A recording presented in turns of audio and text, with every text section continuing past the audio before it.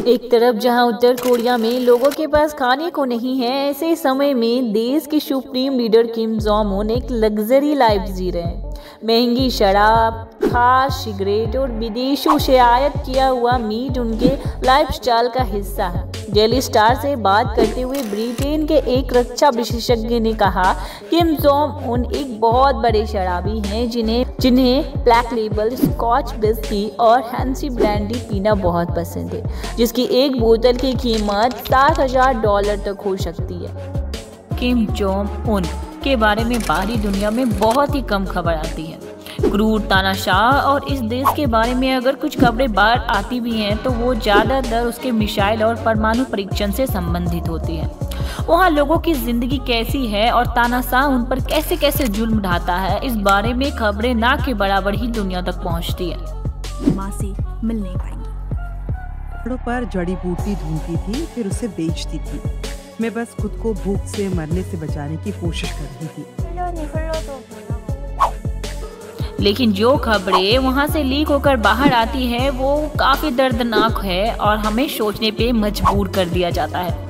ये खबरें अंदर तक झंझोर देती है और किम जोंग से नफरत करने की वजह भी देती है। उत्तर कोरिया के तानाशाह किम जोंग उनके पिता किम जोंग इल के समय उनका एक सीक्रेट प्लेजर स्क्वाड था। इसमें स्कूल की लड़कियों को शामिल किया जाता था। 13 साल की खूबसूरत नाबालिग लड़कियों को सैनिक स्कूलों से ही उठाकर ले जाते थे। इसके तहत उन्हें उत्तर कोरिया की सेना में शामिल किए जाने का आंदोलन रचा जाता था। यहाँ उन्हें गिप्लेमस कहा जाता है। गिप्लेमसो उत्तर कोरिया के तानाशाह के लिए करीब 2000 महिलाओं और लड़कियों का वह ग्रुप होता है जिसे तानाशाह के लिए हर समय तैयार रखा जाता है। इसी ग्रुप को तानाशाह का प्लेजर स्क्वाड भी कहा जाता है। इस स्क्वाड की महिलाओं और लड़कियों की जिम्मेदारी तानाशाह को खुश करने की होती है, जिसमें उसके साथ शारीरिक संबंध बनाने से लेकर अन्य तरीकों से उनका मनोरंजन करने का काफी कुछ शामिल भी होता है। तानाशाह और उसके परिवार के लिए तो ये लड़कियां हर समय तैयार रहती ही हैं। कई बार मेहमानों के सामने भी इन्हें इस अनैंगिक कार्य के लिए पेश कर दिया जाता था। ऐसा नहीं है कि तानाशाह के प्लेजर स्क्वाड में शामिल होने की एकमात्र योग्यता लड़की की खूबसूरत होना ही हो।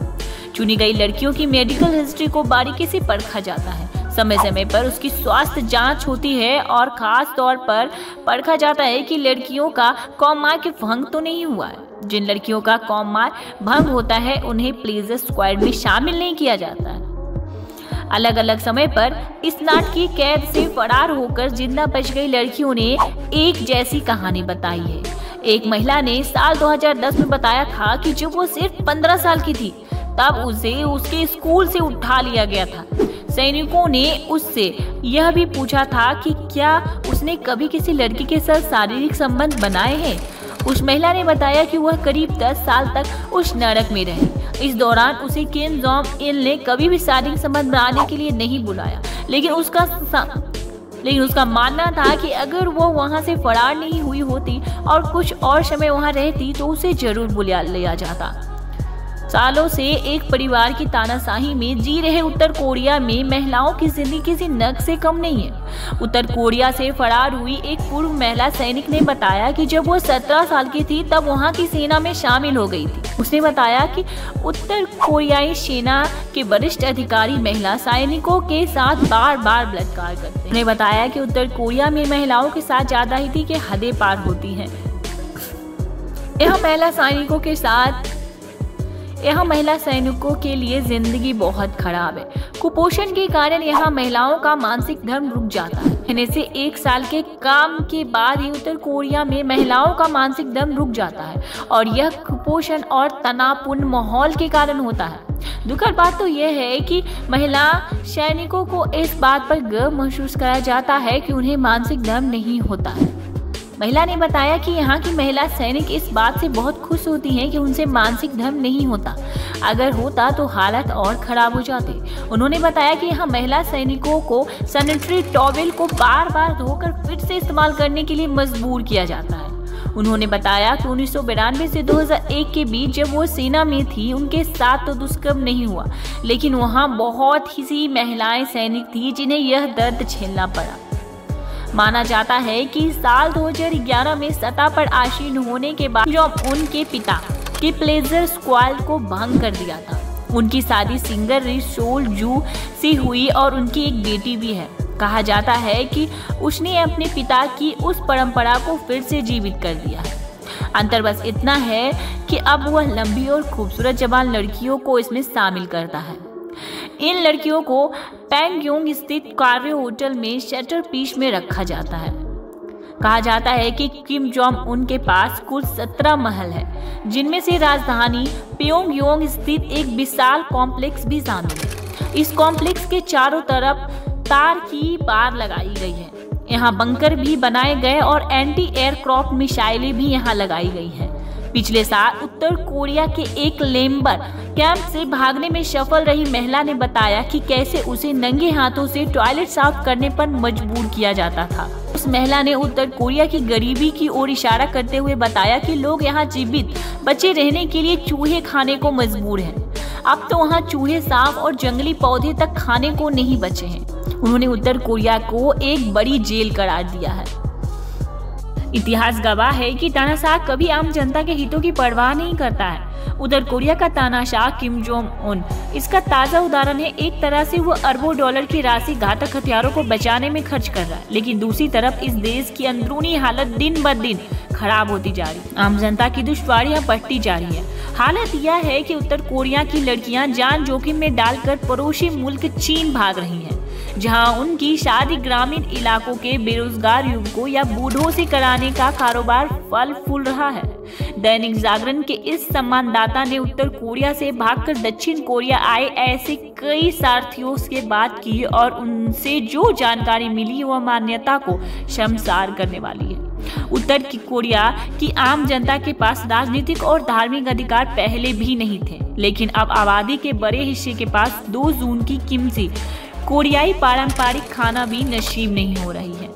भ्रष्टाचार पूरी तरह से चरम पर है। कहने को तो वहाँ स्कूली व उच्च शिक्षा फ्री में सरकार की तरफ से दी जाती, लेकिन हकीकत यह है कि वहाँ उच्च शिक्षा के संस्थानों में एडमिशन के लिए भारी भरकम घूस देने की जरूरत पड़ती है। यही नहीं, स्कूलों के शिक्षक एक तरह से सरकार व पुलिस प्रशासन के लिए जासूसी का काम करता है। उत्तर कोरिया में 16 वर्ष तक रहने के बाद वहाँ से भागकर अब सियोल में कॉलेज में पढ़ाई करने वाला एक छात्र अनुरोध पर नाम नहीं दिया जा रहा है, क्योंकि दुनिया भर में इस तरह के लोगों से जुड़ी सूचनाओं पर उत्तर कोरिया नजर रखता है ताकि उनके परिवार को सजा दी जा सके। ने दैनिक जागरण को बताया कि स्कूल के शिक्षक छोटे बच्चों से पूछते हैं कि उनके घर में पूजा होती है या नहीं। कई बार बच्चे मासूमियत में घर के धार्मिक माहौल की जानकारी दे देते हैं। शिक्षक इस सूचना को तुरंत ही अधिकारियों को दे देता है और कुछ ही घंटों में उस बच्चे के परिवार के लोग सलाखों के पीछे होते। उसके बाद उनका मानसिक परीक्षण किया जाता है और सजा सुनाई जाती है। सबसे खराब हालत महिलाओं की है। दक्षिण कोरिया के एक कॉलेज में शिक्षा हासिल करने वाली एक उत्तर कोरियानी लड़की ने बताया कि पुरुषों को सेना में या फैक्ट्री वगैरह में काम करने का मौका मिलता है, लेकिन महिलाओं के सामने सबसे ज्यादा परेशानी होती है। सरकार, पुलिस और जासूस विभाग के लोग अलग अलग स्तर पर महिलाओं की निगरानी करते हैं। यही वजह है कि वहां से दूसरे देश में भागने वाले उत्तर कोरियाई नागरिकों में 70% महिलाएं होती हैं।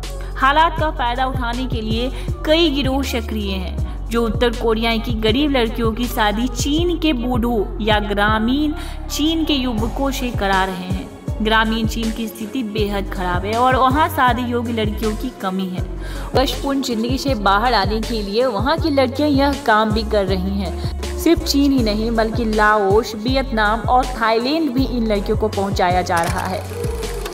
दक्षिण कोरिया सरकार के पास जो आंकड़े हैं वह बताते हैं कि पिछले 10 वर्षों में उत्तर कोरिया से भागकर यहाँ आने वाली जनसंख्या 30,000 को पार कर चुकी है। पिछले 3-4 वर्षों में हर वर्ष यहाँ शरणार्थियों की संख्या में कमी आई है, लेकिन यह इसलिए नहीं हुआ है कि वहाँ हालात सुधर रहे हैं, बल्कि सैनिक तानाशाह ने चीन से लेकर दक्षिण कोरिया तक की सीमा पर बहुत बड़ी जनसंख्या में बारूदी सुरंगें बिछा दी है। साथ ही सीमा पर तार के बड़े बड़े जाल बिछाए जा रहे हैं। सीमा पार करने की कोशिश में पकड़े जाने वालों के सभी परिवार को बेहद कठोर सजा दी जा रही है। इसके बावजूद वर्ष 2016 में 1418 लोगों ने जान जोखिम में डालकर और कई बार गोलियों के बछौरों के बीच गोलियां खाते हुए दक्षिण कोरिया की सीमा में घुसने में कामयाब रहे हैं।